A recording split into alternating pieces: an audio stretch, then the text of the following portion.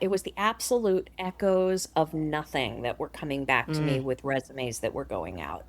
In any other market that I've worked in, I was able to score interviews. I wasn't getting a response at all. And that was new to me. And I knew that this was going to be different.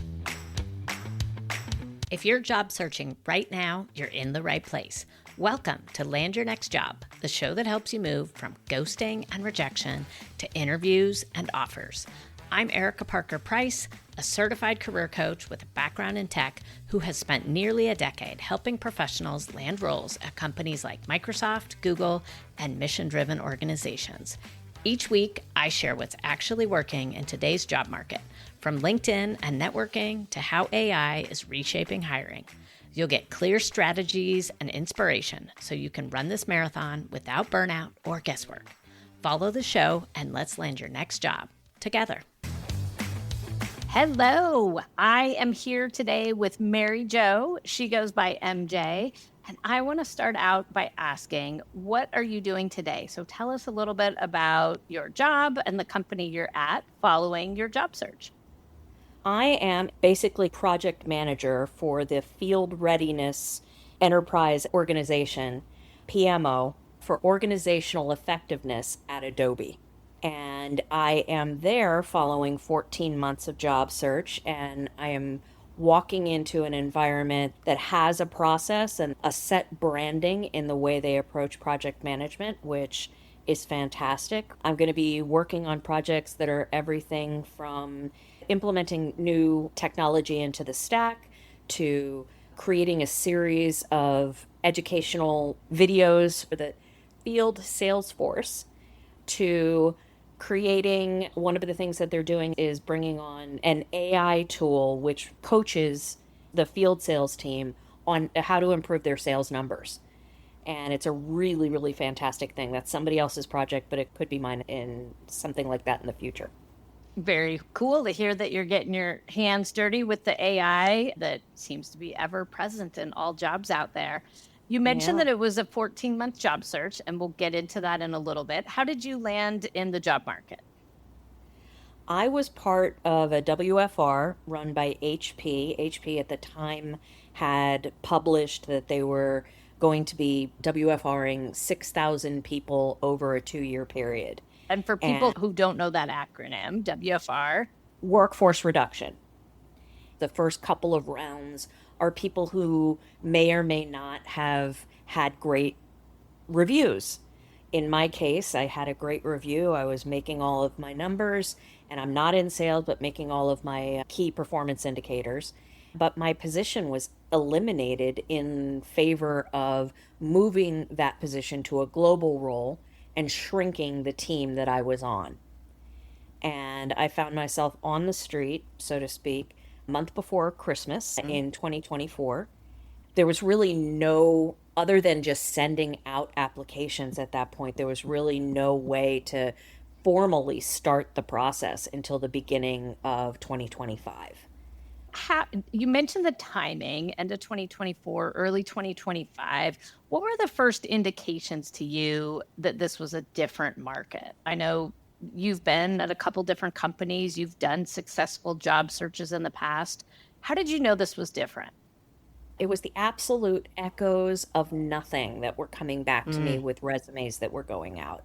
In any other market that I've worked in, I was looking in 2009, I was looking in, the early 2000s, I was looking in 2018. And in those markets, yes, it was difficult, but with a combination of knowing what I wanted to go for and maybe having a connection somewhere within a company, I was able to score interviews. I wasn't getting a response at all. Sometimes not even a response to, "We have received your resume." And that was new to me. And I knew that this was going to be different. Even though it was the holidays, I gave it a little bit of grace at that point. But when I really started in earnest and saw that it was still performing that way, and the market itself on a day to day basis, I saw other people going through the same thing. I saw more layoffs happening. And I saw myself as one of hundreds of thousands, then one of millions of people that were unemployed. And I've never been up against so many qualified people at the same time for a limited number of jobs. It's important to pay attention to what's going on in the environment around you, whether that's just the people that you know or the overall market as you're seeing these layoffs happening in early 2025 and you know those people are coming into that exact same space that you were. Yeah. And I'm in tech on both hardware and software. Yes, it was particularly hard on the tech space. There are pockets of the job market that are healthier than others, but tech was going through a really tough time. Anything to do with marketing as well, being replaced by AI, or at least as a reasoning for removing the jobs from the market and taking down postings, was that marketing was going to be taken over by AI. And that narrative shifted over time as well.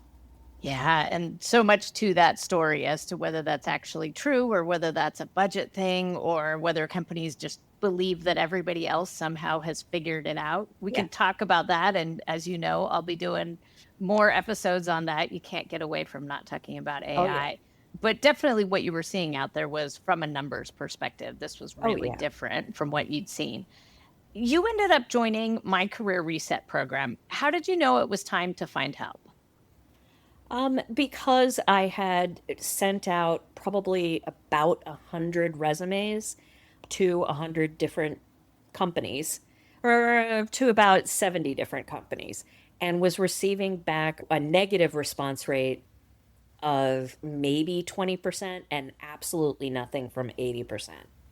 Mm. And I thought to myself, that's not something I can do on my own. And this market is something I don't know how to navigate. And I happen to be in a mature age range. I'm 59. And I wanted some help in positioning myself not only in the market, but as someone who may be looked at as someone who is not an adopter, which I am, but you don't necessarily know that from the length of my job history. Thank you for sharing your age. I know one of the things that I hear from people all the time is ageism. And quite frankly, I hear it on both sides. Young Yeah, people that think the jobs are going to the older, more wise people, and older people who think they're going to the young people. The truth is, it's a tough market out there. But yeah. for you, that was something that you were thinking about. I needed help in finding the way to have an elevator speech that dealt with that. Not even addressing it directly, but how I can position myself to myself so that I feel confident. Right. That elevator pitch, it's so interesting that you say that, how to position yourself to yourself. That really is the first step in being able to, quite frankly, sell yourself, because that's what this interview job search process really is about, but also convincing yourself first before you even get there. Like, what is it that I'm bringing to the table? Exactly. In terms of the group that you joined, there was a financial investment. What did that investment in yourself mean when you chose to do that? Well, I was at a position in my life that the financial investment over time would not outweigh the benefit of getting a job more quickly. And I know that not everybody is in the position to be able to put money out, but for me, it made sense. And I would recommend it to anybody who can. And the reason I recommend it is the only person you have to invest in is yourself. And in a market like this specifically, where you're trying to find a job, there's many reasons to look for a career coach, and we're going to be working together in the future. But at that particular moment, I said to myself, I would rather spend it on this than look at myself a year from now and not know that I tried everything. And I did shop around. I wanted to see if I could meet a career coach that I jived with. Mhm. And I loved your introductory webinar. I thought you really were tied in. Yeah, and that is so good when you can see how somebody actually works, whether you're Yes. listening to a podcast or seeing them in the webinar. If you don't click with them, that's not going to work for you. Right, exactly. What was most helpful to you about being in the career reset group? It was the cadence of camaraderie. One of the things that I guess you can say it as a phrase, they don't tell you how much you rely on that daily interface with your team. Mm. And it was a team. We were all looking to achieve the same thing individually, but at the same time, we were for one another and could serve as sounding boards or could take the lessons that other people were learning and sharing or provide a lesson if that week offered a story that could help someone else out. And to me, that was the most important thing. I knew that every Monday I could log on and say hello to the group of people, my cohort, and really be excited for them, root for them, or find out information about something that could help me in the week following.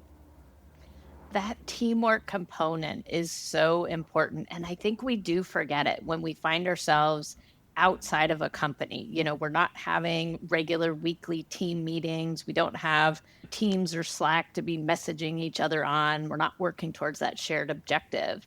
And it can be isolating, it can be an echo chamber. But I love that you shared that piece, that just being Yeah. with that cohort and getting to cheer for others. It reminds me of networking, how I say it doesn't have to be a two-way thing in the exact same time, right? One day you're going to help somebody, the next day they're going to help you. Right. I mean, all of the people that have been my colleagues over the years were people that I reached out to during this period. I mean, I was not shy. And it was wonderful to see those relationships grow and blossom in a different way. And now I have these folks that I never would have met because we're not in the same industries. But at the same time, we shared a similar goal. And that's like any team. You share a similar goal. And so Hmm. therefore, you form a framework with each other. And it was very helpful to me in terms of morale and just keeping the cadence of up and atom and reliance, being relied on and relying upon other people. It keeps the world moving. Absolutely. And I have always said it, I start on Mondays for a reason. I think it's always the best day to reset your search. So Yeah. that was absolutely intentional. Along your search, you got close a few times and then Yeah. those didn't work out for you. What did you tell yourself to keep going? Like, how did you stay resilient? Because I know that's something that people are wondering when they're out there for a longer search. How do you keep going? There were, as you say, a number of times, and there were a few of them that I was more passionate about than others, and they were at happened at times where, let's call it biorhythm, was saying, I really wanted this. It really splits me to the core as opposed to, okay, and on to the next. And I totally appreciate you being there to help me talk it through and understand, like, okay, here's all the pieces of what just happened. Let's take a look at the reality of it. How much of it could have been that there was somebody else who internally that already had the job? And I learned a lot about that, that jobs are out there posted and they already have someone internally that they Yes. wanted to hire. I had jobs that were posted, I interviewed for, and then the job was brought down. They just decided funding was going away. I had one role that I interviewed, they really liked me, and the job description was absolutely everything that I've done, but they decided that they needed someone with a purely technical background. And it was just like they changed course midstream. And it was all of those things were frustrating. And what I did, I found myself creating projects for myself, different projects that I could say, "Hey, I learned how to do this. I was able to create that." And it became sort of like, okay, I have a job other than finding a job. Hmm. I have to keep busy, otherwise there's a whole lot of free time. And you would think that you would just absolutely love having all of that time off. But when you don't have a steady income coming in, your job is finding a job. and I didn't have the luxury of being unemployed forever or retiring. Hmm. So I needed to find a way to keep myself activated and excited about waking up in the morning. So AI was the big thing, and I took it as here's my permission, which I wouldn't have had if I was working, to really dive deeply into both the agentic and the generative AI and understand those things and have a point of view on why both of them work and how they might work in my work process and apply them. So it gave me something to be excited about there. I love that. And I'm a huge fan of people going out and building and creating something on their own. And you Oh, just you do really, it. yeah, I do. I do. But particularly for people looking for jobs. And there's a couple reasons that you named in there. First of all, you really can't look for a job 8 hours a day, not No. in a sustained way. It seems maybe in the beginning like, oh, I'll just take the 40 hours that I was working and I'll just go do that. I'll just plan Yeah. on it. But the lack of positive reinforcement that you get, Yeah. even if you're super lucky, you're still not getting people every day saying, "Hey, good job, MJ. We really liked how you wrote that email." You're not getting that. And so, from that perspective, it gives you something else to do with your time. It was something where you could accomplish something, right? You're getting feedback that, Yeah. the agent you're building is working or not working. Either way, you're getting feedback, but it also gives you something to talk about in interviews. Did It you ever, does. I don't know, did you ever have that opportunity to share it in an interview? Yeah, a couple of times they were like, "So what are you doing with your Mm, time?" And, I mean, I had little gigs between raindrops, but to be able to talk about the fact that I'm not just sitting around, I created a digital board game. I created an application to help process my job applications and create star interview answers and help me keep track of my performance in a job application process. And there are tons of those applications out there, but this one suited me, and it was based on all of the research that I had done throughout my entire 14 months. I had always used agencies to create social cards, and I really got into posting on LinkedIn, and I did it because I wanted my name to be out there. Sometimes I felt foolish posting the things that I was posting about. I had this whole series about music and how I was using music to lean into the job search, and the music that I chose had to do with different things that I was feeling about the job search. And yeah, it was putting myself out there, but I learned how to use Canva and I learned how to use Adobe Firefly. And I worked with Perplexity and ChatGPT to help me to write these things. And I say help me because I wrote them. And basically, it was like a on steroids version of Check My Grammar, hmm and I learned how badly it can go if you just let the agent do all of the work. a hundred So, percent. yeah, and all of those things gave me a point of view to speak about when it comes to AI in marketing, which is my field. Right. I love And how you found something that was both interesting to you, but also relevant. yeah, And, for people that are listening to this and thinking, oh my gosh, I hate LinkedIn, I'm never going to be able to do that. Everybody has a different way of attacking this process, right? I have people that never post on LinkedIn that get job offers. I have people that post all the time. And like you said, you kind of had to pick some branding elements, really. Like yeah, music was going to be one of the things, and you were going to tie it into what your job search was. I do remember you had a playlist on Spotify, a good job yes, I search do. playlist. So that's a good thing. It's What hundreds of songs, but they got me through it. Hey, that works. What was the toughest part of the journey for you personally? Was there a specific time that was toughest?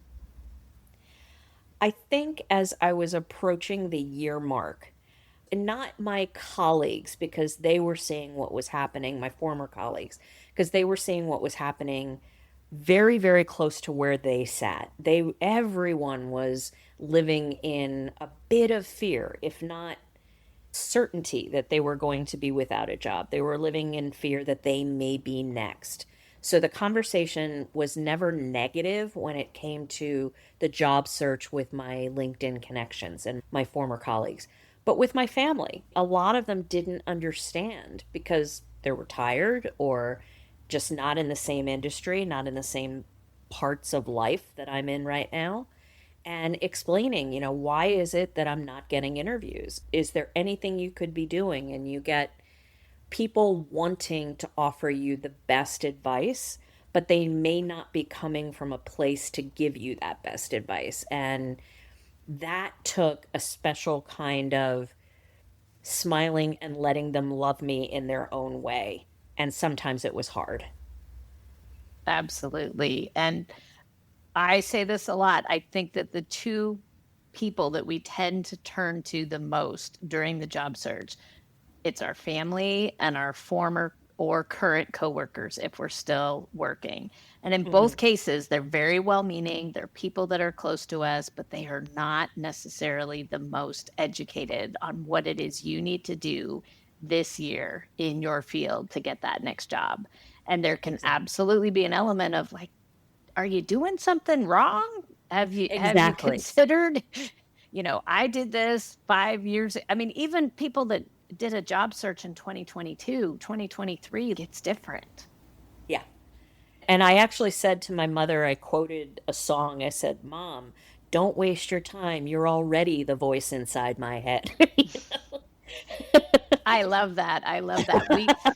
I think it's a very interesting thing for people to think of when you hear a voice inside your head, particularly the critical one. Whose is it? Is it Yeah. yours? Is it a Yeah. parent? Is it somebody else? It's a very interesting question. I could do all Yeah. kinds of coaching on that.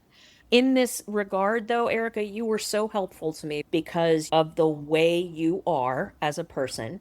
I didn't have to have the constant persona that I have to have in an interview. I was able to be Mary Jo, who was frustrated with the job search, and you were able to coach me through that. And that was invaluable to me. Yeah, So, absolutely. Being able to show up authentically somewhere outside of the interview. I mean, when we would practice things, like, you can say whatever you want to me. I can help you craft it into yeah. the appropriate answer, but you need to have that place where you can let Yeah. your hair down, where you can say how frustrating it is, all of those pieces.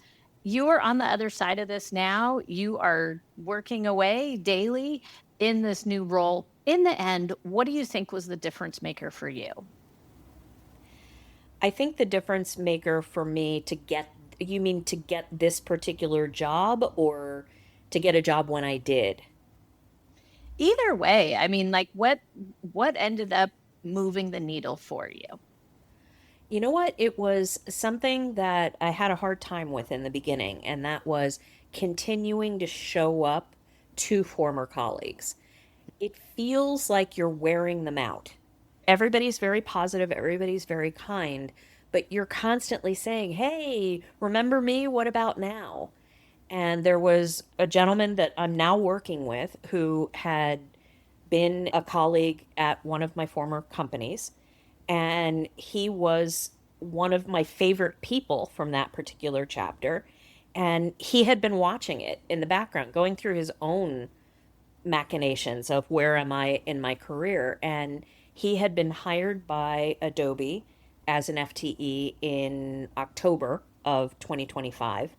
And by the end of November 2025, he knew he had budget and he knew that I was out there and he knew that he had a role that I could do. So it was a pleasant surprise to know that investment in pushing myself outside my comfort zone was what moved the needle to him thinking of me, maybe in addition to other people, but certainly he reached out to me and said, I know you can do this. Are you interested? And just as working with you and hiring you to help me with this, it felt like that investment plus the investment of the dual pipeline that you talk about, Mhm. apply and then keep up your relationships, that investment paid off in the end. Excellent. And that is interesting that you said that was something that you were resistant to. It's really the long-term networking. It is Yes. not checking somebody off your list. I talked to Patrick in February, he's done. It Yeah. is being able to go back. And I will share one of the things that I think can be really helpful to that is when you talk, just sharing for the listeners out there, when you talk to somebody and at the end of that call, whatever you're tracking this with, whether it's in a spreadsheet or an app or something, decide right then when the next time is you're going to follow up. Because if you Very make true. that decision, I'm going to call every month or every quarter, whatever that is, you've already made that decision. So you don't have to think about it again. Like, Yeah. oh, I don't know. Is it too soon? What's he going to think? Is he going to wonder why I don't have the job? And in terms of the bothering piece, did you ever encounter that? There were people that I think were afraid for their own jobs. I mean, there's a lot of empathy you have to have for yourself in a job search, but also for the people that you're speaking to.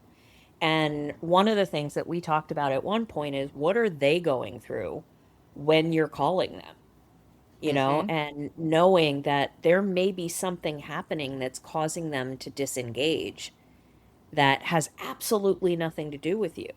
And you have to coach yourself into understanding that, yeah, just because this conversation was not as productive as you wanted it to be, they're still your colleague and you still end the call with, hey, I'd like to reach out to you again in a couple of months. Would you be okay with that? And you grab that opportunity and continue the relationship. And more often than not, the next call was a completely different type of call. Right. And you probably will never know. That could have been a bad day. They could have Yeah. thought, oh my gosh, I'm the next person. I am going to be Right. in MJ's shoes next month, next week. I can't believe that this is where I am. You don't know what that is, but it's always important to ask yourself, what is the story you're telling yourself? And is Yeah. it really true? You know, Exactly. because you can be telling yourself that they're not happy to help you, any number of different things. And you really have no idea if that's true, Right. It's right? creating a monster out of the ether. And, just go with what you actually know. Yes. Go with what you actually know. I love that.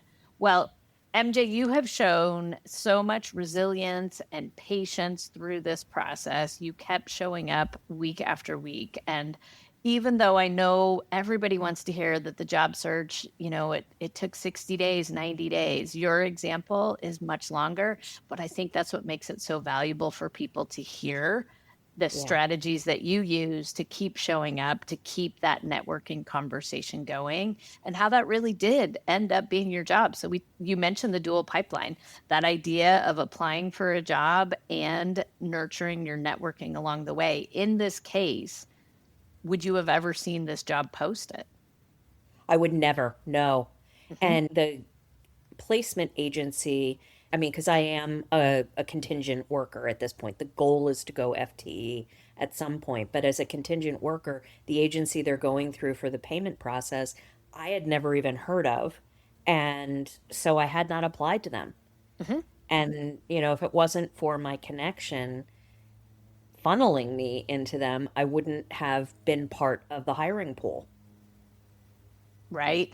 In terms of the contingent piece of this, because that may be new to people that are listening, tell me a little bit about just the length of your contract and what made you decide that that works for you. I know that originally FTE had been the intention, but Mhm. how did you make that decision? Well, a lot of companies, and Adobe is one of them, and this has been their practice for years, the idea of bringing someone on, finding out who they are, even though I'd worked for them in the past, they have a culture where they bring people on as contingent workers. And if there is a fit, both culturally and skill set wise, they will then convert them to full time employee.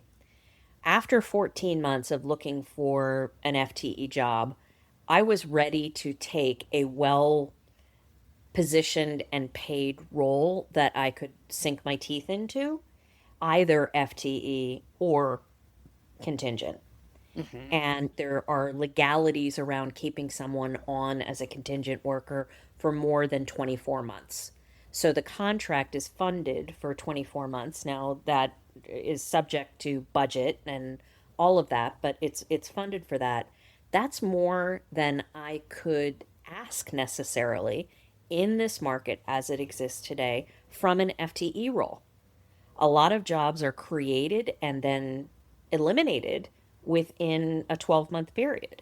Hmm. And if I were to have onboarded with a company as an FTE, I have no guarantee that I would still be there. And at least with this, it is it's kind of a tryout on both sides, and it happens to be with people that I know in a company that I know and respect, and it's a win-win for me.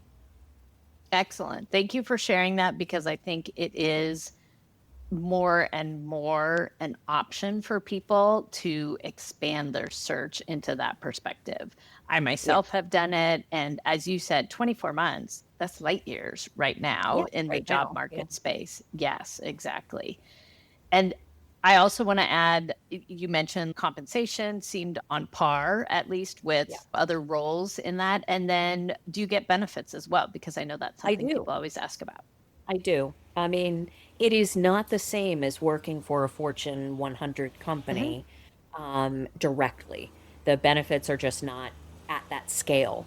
And, but at the same time, they're there and I can purchase them and they're partially funded. So it's fantastic to be able to be part of that. Excellent. Okay, as we start to wrap up here, I want to ask if there's anything else that you want to share. And specifically, what one thing would you tell listeners out there? You know, these people are in the same shoes you were in. What would you tell people? I would say it's important to wake up with a thought every day that it's a new start and that no matter what happened the day before, there's an opportunity for you to grab something new that you hadn't tried before. And that there are days you're going to get tired and that you're going to want to throw it all in. But it's just like any long term training process. Like, let's say you're training for a marathon. Every single day is not beautiful without pain, but in the long run you win the race or you finish the race, and you have to think of it that way. And it's a mindset. It's not easy to come to. It's something that I feel a little more zen after this entire experience. And I wish that for everyone who's out there in the same predicament. Don't be hard on yourself, but ask yourself to keep trying. And there's something out there for you. Stay new, stay fresh, and keep trying new things. Sometimes you get what you need rather than what you thought you wanted. Perfect advice from somebody who has absolutely walked in those shoes. At the end of the podcast, I want to do a little bit of an exit interview. It's a lightning round, just quick answers is all I'm asking for. But because this is hopefully a kinder, gentler podcast than a standard interview, you can always just say pass too. So wouldn't you love Okay. that if you could just say pass in an interview? Like, Oh my I don't God, like that one. absolutely pass. And they're Ex- like, okay, you get three of those. exactly. Wouldn't that be amazing? Next time you interview somebody, you can use that as your message. Okay, so lightning round here. Biggest waste of time in this process. Cover letters. The biggest waste of time over the long haul. I think the first several months that I was writing them, it really helped me frame my elevator pitch for various types of roles that I knew that I was going for. After a while, though, getting those cover letters to reflect me in that specific job for that specific company, knowing that almost all of them at this point in history are not reading the cover letter, was a massive waste of time. And I'm glad I moved on from that in the last few months. Awesome. What part of the process was surprisingly enjoyable? The cohort and getting to know the people who were also looking. Everybody had, it was just really nice people from different walks of life who were all looking in the same direction. And I got really lucky. I had a great coach and a good group of people who were all supportive of one another. Awesome. I did not plant that question for you. No, you did not. That wasn't what I expected you to say. Worst advice you received? Why don't you try moving to Texas? There seems to be a lot of jobs there. I will not share who said that to me, but the idea came from someone who chose to move around a lot in their career. And after looking at what the market is, there was no way that I was going to move with a company that made me work from a specific location, knowing that at any point they could say no, that they could say, okay, it's over. The job no longer exists. And I would be WFR'd again. For me, that was the wrong answer. There may be some people that it would work for, but at my point in life, that was the worst advice I got. And we all have to have deal breakers. For you, that Yeah, was a deal breaker. No problem. exactly. Okay. Your go-to escape when you needed a break. My go-to escape is music, and then also, and I think I shared this with you at one point, I've got a chair out on my deck that I sit in and I stare at the sky and meditate and get some fresh breaths of air in, and that is my escape. Awesome. Yeah. Worst interview question. And no, you do not have to answer it here. Um, Could be either one that you received or one that you oh, dreaded. where do you see yourself in 15 years, knowing my age? There And you it was go. from somebody who was much younger than me. There you go. Good one. Yeah. Best thing about having a job again. You forget the weight that causes migraines in your head because it's a pressure that's out there. You try and ignore it. That particular pressure is gone for the moment. And it really feels like a vacation to be working for now. I'm so happy that you shared your journey with my listeners, MJ. I know that people are going to get so much inspiration from you. So thank you for being here. Oh, absolutely. And keep networking. It does work. Okay. Keep networking. MJ said so. There we go. Thank you, Erica. Thank you. From time to time, I'll share stories like MJ's so you can see how real people are navigating this very same market and finding success. If you're interested in the level of support she found in my Career Reset program, I'd love to talk to you about it. Go to ericaparkerprice.com to book a free call with me or sign up if you're ready to make that change today. That's Erica with a K, parkerprice.com. That's a wrap for this week on Land Your Next Job. If this episode helped, please leave a quick review and subscribe wherever you listen. Share it with a friend in transition, and I'll see you next Monday. Let's land your next job together.